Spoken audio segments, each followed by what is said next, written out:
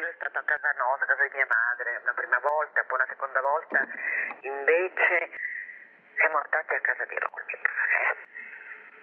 Dopo molti anni, con una distanza di moltissimi anni. 2 volte, dunque Regge ha incontrato Roll negli anni 60, metà degli anni 60 ma non ancora 70. Poi in seguito c'è stato un altro incontro che però nella mia mente è più sfumato. Io ricordo molto bene il primo incontro, ma molto confusamente il secondo. Primo incontro, io andando per dire conosco Roll da quando ero bambina, perché mia madre era una che si interessava molto di tutte queste cose, insomma, fenomeni cosiddetti super, no, extrasensoriali, paranormali, eccetera. Mia madre praticava l'astrologia, frequentava astrologi e quindi anche, tra virgolette, i maghi, insomma, famosi come poteva essere Roll, che veniva molto spesso in casa nostra a cena e poi quando c'erano degli amici e faceva le sue magie. Una volta invitammo Tullio Regge, che ancora non era famoso, era uno scienziato brillantissimo ma molto conosciuto tra gli addetti ai lavori, ma non famoso come lo è diventato in seguito, che è diventata una star televisiva, eccetera eccetera. Ora Roll non sapeva che Tullio Regge era uno scienziato. Lui era seduto, mi immagino un bel tavolo ovale, immagini di avere di fronte alla sua destra più o meno il mago Roll. No, anzi no, il mago Roll era a destra a capotavola, diciamo di questo tavolo ovale. A sinistra, quasi a capotavola c'era Tullio Regge. Io ero seduta davanti, abbastanza vicina al mago Roll, e davanti a me c'era una signora che una suocera di mia sorella, non importa.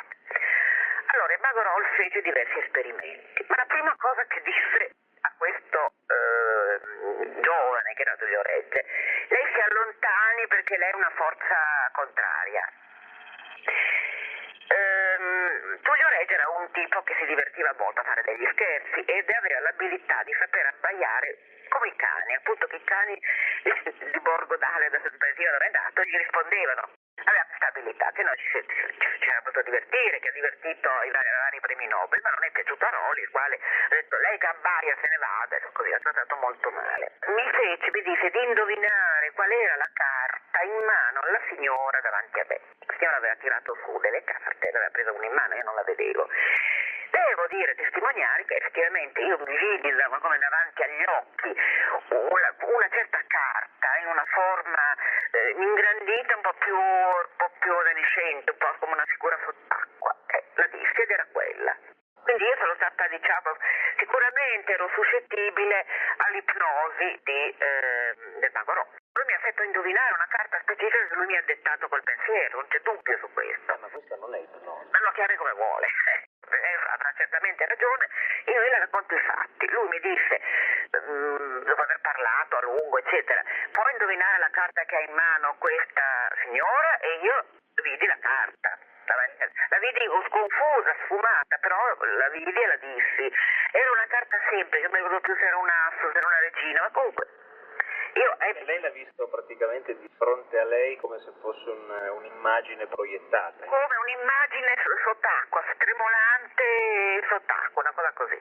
La seconda volta che incontrò con Regge, il mago Roll si era dimenticato di questo giovane, non lo collegava con Tullio Regge, però invece leggeva sui giornali questo brillante fisico torinese e aveva espresso il desiderio di conoscerlo.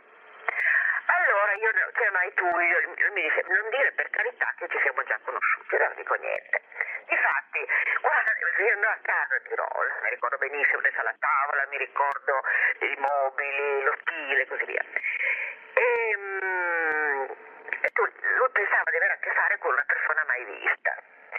E quindi lo riveriva moltissimo. E in quell'occasione non riuscì a fare niente di speciale, non provò nemmeno.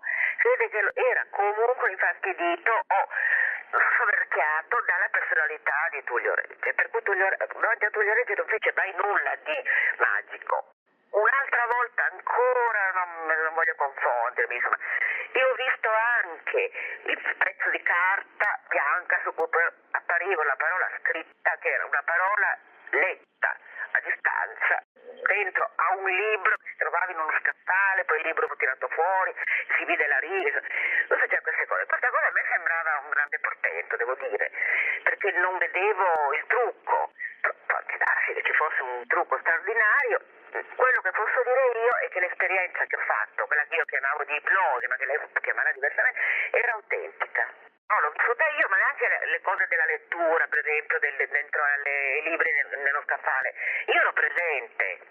C'era sempre un margine di dubbio, no? Nel senso che una persona che affronta con un metodo scientifico dice c'è sempre un margine perché io non ho potuto controllare tutto. Invece in quel caso là proprio dubbio non c'era perché l'ho vissuto io per la persona. La prima volta ci fu questo episodio in cui Rollo trattò male, come un monellaccio, no? Che faceva il verso ai cani. Lo trattò con un certo disprezzo. Poi invece lo trattò con grandissima reverenza, però mi ricordo che quella sera non ci fu nessun esperimento speciale. Questo è quello il mio ricordo. Poi ci siamo incontrati dopo, mi pare che Regge me l'abbia anche raccontato. Qualche dono extrasensoriale ce l'aveva di sicuro, perché io l'ho provato. Poi lo so che per esempio Federico Fellini, che era credeva molto in Roll, e poi perfino anche Federico Zeri, che ho conosciuto, il grande storico dell'arte, era terrorizzato addirittura dal mago Roll, che aveva fatto vedere dei cavalli all'interno della finestra, cose del genere. Ma era terrorizzato. Era terrorizzato, sì. Questo me lo disse Zeri, che era stato a casa mia, insomma, che io conoscevo bene. Questo posso testimoniare di averlo sentito. Sì. Poi dicevano, questo non so, che lui aiutava ad andare negli ospedali, aiutava i malati, perché faceva delle diagnosi, aiutava i medici a capire. Anche questo mi era stato raccontato da un'amica di mia figlia. Era l'Antonella Bastai, la figlia del professor Bastai, che a suo tempo era un grande medico famosissimo a Torino, sì. Ma poi insomma mi vengono in mente anche altre cose, che durante la guerra, durante il fascismo, l'invasione dei tedeschi, no? Lui salvò alcune persone perché predisse che appunto di non andare a una riunione perché li avrebbero presi. Queste cose le ho sentite.